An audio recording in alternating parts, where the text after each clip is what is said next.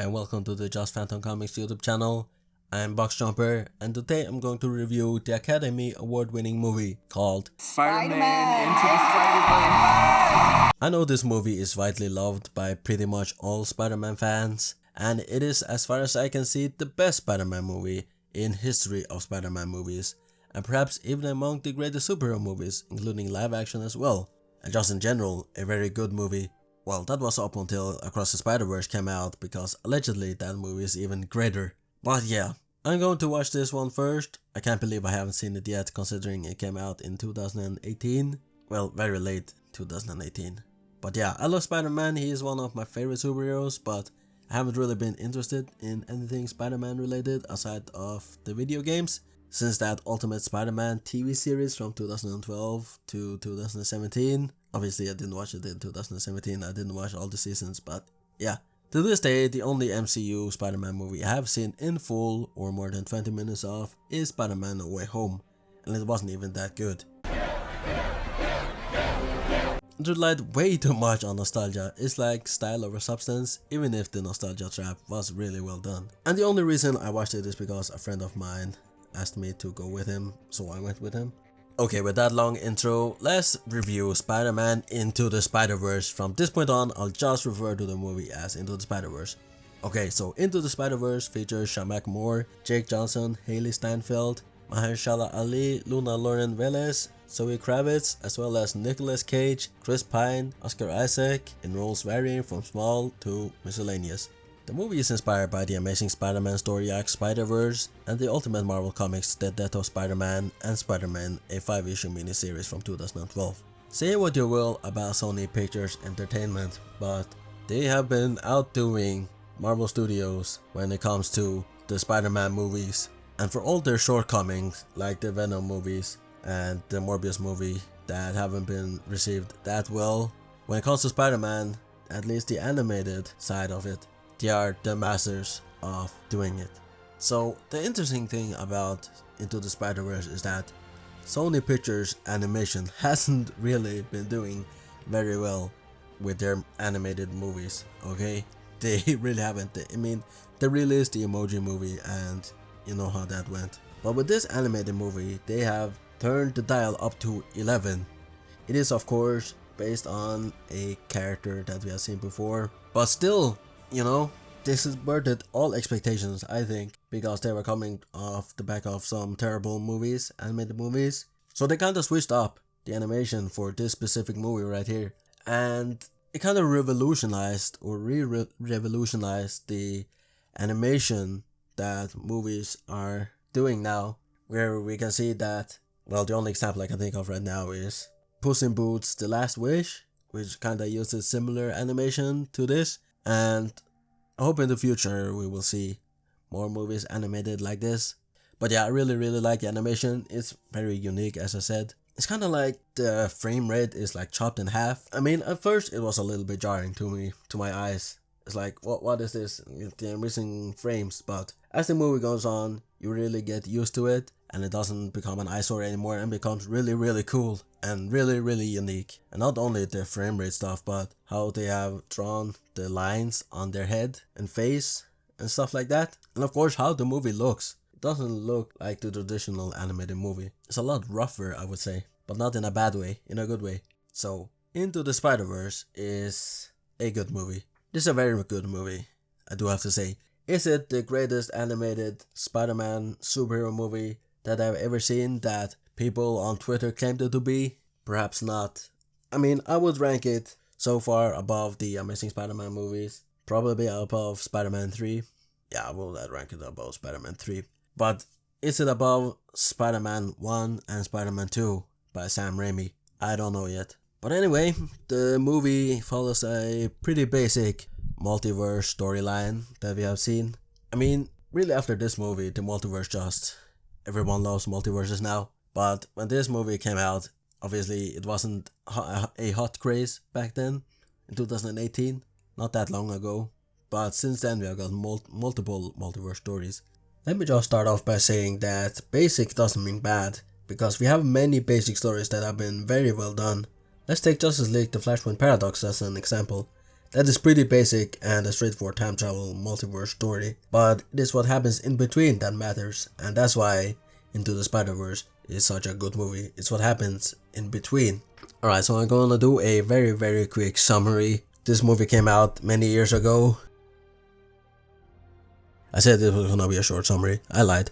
But anyway, so this movie reminds me so much of the Lego Batman movie. I don't know, I called it the Lego Batman movie equivalent when I saw it. At least the beginning, because the beginning is very meta. Spider-Man breaks the fourth wall, kind of. He talks directly to the viewer pretty much. Introduces himself as Peter Parker, Spider-Man. And it's done multiple times during the movie. Miles even does it at the end. But yeah, he talks about his life, his experiences, how it was being Spider-Man, how it is being Spider-Man.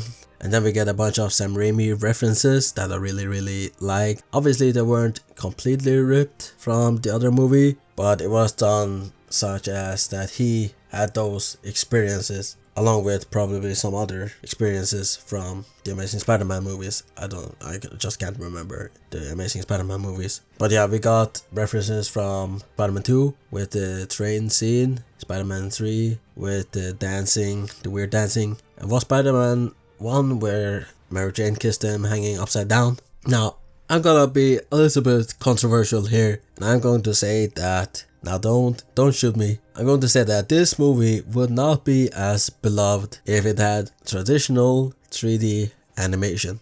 I think one of the standouts of this movie is that it has unique animation, and I think if it was done in traditional 3D animation, it wouldn't be such a standout movie, and I don't think people would have enjoyed it as much, even though it was a pretty good story. But also, it's not only the animation, it's also the soundtrack, because this movie's soundtrack was insanely good, and I don't think without such a good soundtrack to back up the movie that it would be as popular as it is. Obviously, we have all heard Sunflower, the standout song from the movie, obviously Post Malone and Sway Lee. And before watching this movie, I have never heard any of these songs besides Sunflower, but now that I have seen the movie, my favorite song besides Sunflower is Familia with Nicki Minaj, Anuel AA and Bantu. And there are a bunch of other good songs like Home by Vince Staples and Richie Cohen, Elevate by DJ Khalil, Denzel Curry, Scared of the Dark, Lil Wayne, Ty Dolla $ign, Let Go, Bew Young Prince or Bow Young Prince, I don't know, Hide, Juice WRLD, What's Up Danger, Black Way and Black Caviar. And there's some good stuff in here. And then of course the Prowler theme is like super haunting. I would not like that theme playing while I was being chased by someone. And then obviously we have non-original soundtracks like Hypnotized by the Notorious B.I.G. And we had a bunch of cool songs in there as well. The original Spider-Man theme comes to mind.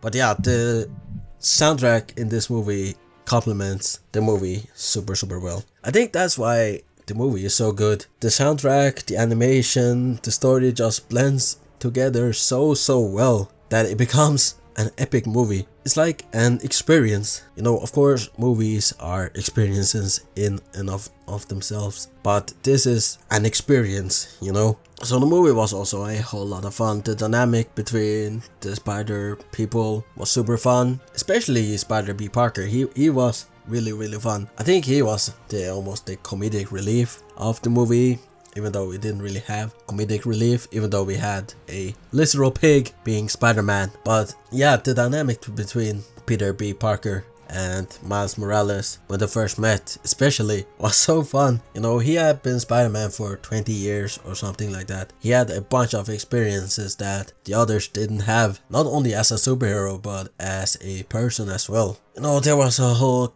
bunch of baggage there, but yeah, still he was a lot of fun. You know, the movie is just great, a perfect family movie, and if you're a Spider-Man fan, this movie must have been one of the greatest movies ever. I'm not, you know, that well versed in Spider-Man comics and that, but I really enjoyed the references and the cameos, especially Spider-Woman. But if you're a Spider-Man fan, as I said, and you see Spider-Ham, Spider-Man Noir, a beloved character, and Penny Parker, and all of the Spider-Man lore from the comics being adapted into a movie, must have been great to see. You know, that's also one reason why No Way Home made so much money is because we had these characters from beloved movies such as the Raimi trilogy and the Amazing Spider-Man coming together into one movie. But yeah, it's not all sunshine and rainbows. There are some criticisms that I have. Some of them are petty, some of them are more major. One thing relating to Prowler, he was awesome in this movie. He was really menacing. He had a really cool suit. Was way more menacing in this movie than in the Spider-Man Miles Morales game. It's like he was an actual stalker type character in this movie. Like he was hunting for prey. Super menacing, super cool character. The standout villain from the movie, I would say. But yeah, I hate when villains randomly take off their mask for no reason. I mean, there was no reason for Prowler to take off his mask in that house. Like, why would he take it off? He hadn't took it off before, so why would he take it off right there? Yeah, there was no reason for him to take off the mask there. Just so stupid. But you know, it had to be done for plot convenience, I guess. There's a little bit more emotional attachment there when Miles figured out, hey, this is my uncle who I have visited and I love. He's family. And he turns out to be evil and working for Fisk. So yeah, there's one of the emotional punches of the movie. He's gonna have to fight family. And that leads into another thing. Why would Kingpin shoot Prowler before Miles? Surely shooting Spider-Man is the first priority. He could have shot Spider-Man or attempted to shoot him. Obviously Spider-Man has Spidey sense, so it would be pretty difficult to shoot him. If he was really distracted, I think it could have been done. But yeah, he chose to shoot Prowler first and then go for Spider-Man for some reason. If I was Wilson Fisk, I would have tried to shoot Spider-Man straight away. I guess he was kind of blocking the view, but he could have moved a little bit over to the side and then tried to shoot, you know. I also noticed a mistake around 1 hour, 11 minutes and 40 seconds. I'll show it to you right now. So I noticed one small error in the movie, and it is not really a big deal, but you can see here the gray man gets knocked out of the house. But then in the background there, you can see him. He literally appears in the next scene inside the house. See, clear as day, you can see him right there. How did he get into the house so quickly after being knocked out? It doesn't make sense. Miles said he made his own suit. I like your suit. Thanks. I made it myself. He technically didn't make his own suit, as he just spray painted one of Peter Parker's suits and stole it. I mean, he is dead, so he's not gonna need them. But still, he didn't technically make his own suit. Yes, he spray painted it. He sprayed his own logo on there. Now let me get this straight. Did he tailor his suit before going out? So there is no reasonable way where Peter Parker's Spider-Man suit could fit Miles Morales' body, because they were definitely not the same height, they definitely didn't have the same build. So that means that Miles must have tailored his suit. I don't know where he got time to tailor his suit, but he had to tailor it before he went out to fight crime in his spider suit. I mean, I don't know if it's an oversight or that's why he said it was his own suit, because he tailored it and, you know, made a different color and stuff like that. But yeah, it technically wasn't his suit, and I don't know where he got time to tailor his suit, because, you know, it was kind of urgent. And yeah, why is no one using secret identities? Everyone just keeps screaming out their own name. I mean, I guess the multiverse people don't really need a secret identity. But then again, if the multiverse is open and you can go to any universe you want to, then a villain could just say, hey, this Gwen character, this is her face, if she exists. No, if she exists in your universe, go ahead and kill her, because she is Spider-Woman or whatever. You could do that, right? There is a reason to use secret identities and not be public. Spider-Man's name is Peter Parker. What the? So for all the things that this movie does really well, the plot armor is strong with Miles Morales. You know, when Kingpin unalived Spider-Man, it was pretty easy for him. He just hit him once and he unalived. Yeah, he was seriously injured, so that makes more sense as to why he would perish straight away. But when Wilson Fisk does the same to Miles Morales can take it. Actually, he only uses one hand, so that's why he survived. And one of the, factors of him getting back up is because his dad stands, a little bit further over. And it's like, come on Spider-Man, you can do this. So he gets up, but it takes him a total of like 20 seconds to get back up. And Wilson Fisk just stands over his body and lets him get up for absolutely no reason. And when he gets up, Spider-Man beats his ass and he's defeated and thrown into jail or whatever. So there was no reason for Kingpin to just literally stand over his body. He could have hit him multiple times, but no, instead he let him get up and beat him. That's such a stupid idea from Kingpin right there. He's supposed to be intelligent, right? Tell me why. Yeah, you can't tell me why. You can't give a reasonable explanation as to why Kingpin would let Spider-Man get up, get back on his feet in a span of 20 seconds and they'll just stand there and do nothing until he gets beaten. And then there's just one like fun criticism I have. Is that Spider-Man hanging people from heights must cost the city a fortune in unnecessary taxes. A thief! A criminal! He's a menace to the entire city! I want that wall-crawling arachnid prosecuted! If I lived in New York, I would be angry that my tax dollars went to the fire department trying to get all these villains taken down from these buildings. So one other thing is Miles' contacts, and we have some characters on his phone, and the only two people that I can make out who I know probably is Jessica Drew, Spider-Woman, and then there's a fellow called B. Bendis. I don't know if it's Brian Michael Bendis, if he has anything to do with Spider-Man. Maybe he does, maybe he doesn't. I'm guessing it's Brian Michael Bendis. We have a bunch of other characters like Jason Reynolds, Pierre S., Sarah Persichetti, Rashawn, Monica C. I don't really know any of those characters. That's basically it. And then I have one other picture. Spider-Man for some reason has 3 legs in this picture, and I'm not talking about his huge pecker.